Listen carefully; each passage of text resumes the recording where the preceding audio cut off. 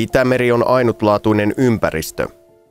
Suuri murtovesiallas, jonka kasvit ja eläimet ovat erikoinen sekoitus valtameri- ja makean veden lajeja.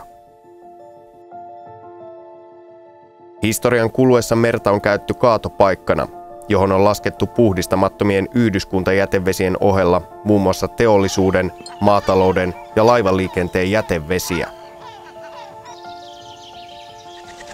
Itämeri on valtameriin verrattuna pieni ja matala, ja Itämeren vesi myös vaihtuu varsin hitaasti.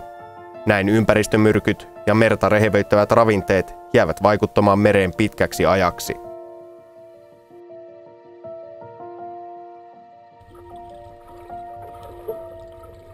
Itämeren keskeisin ongelma on tämä rehevöityminen. Täällä on toki muitakin probleemoja, haitallisia aineita, tulokaslajeja ja näin edelleen, mutta rehevöityminen on pahin. Ja se, että se etenee, se ei ole mitenkään pysähtynyt prosessi.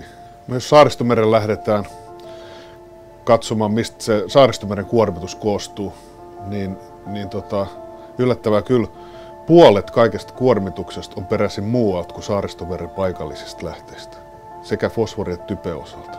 Kun on arvioitu, että paljonko fosfori tulee Saaristomereltä Selkämerellä, niin on päädytty, että se on samaa tasoa kuin, tai yhtä paljon kuin esimerkiksi Kokemäenjoki tuo vuosittain fosforia.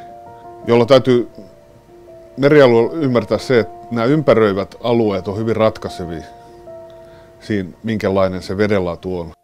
Act for My Baltic Sea-hankkeen tavoitteena on ollut kannustaa kansalaisia paikallisiin, omakohtaisiin vesiensuojelutoimiin ja siten vaikuttaa oman lähivesistönsä tilaan.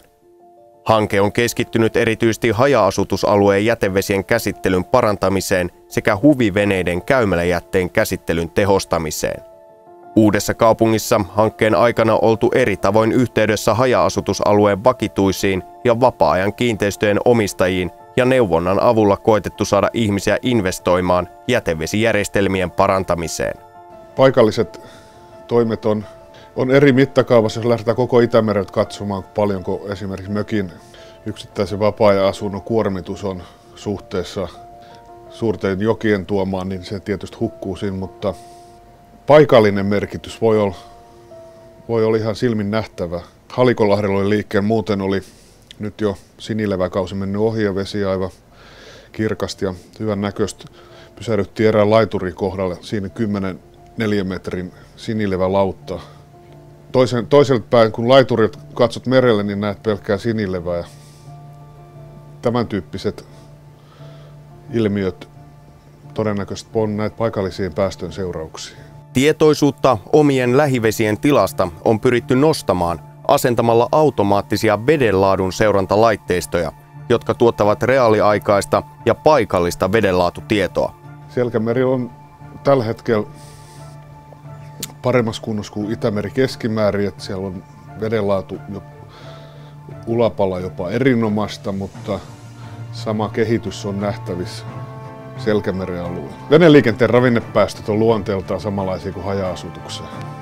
Niiden paikallinen merkitys voi olla huomattava, varsinkin niillä alueilla, joiden vedenvaihtuvuus on huono. Meri ja meren rannikko ovat tärkeitä vapaa-ajanviettoalueita. Jokainen puro ja jokainen pisara ovat merkittäviä. Itämeri tarvitsee huomiomme nyt.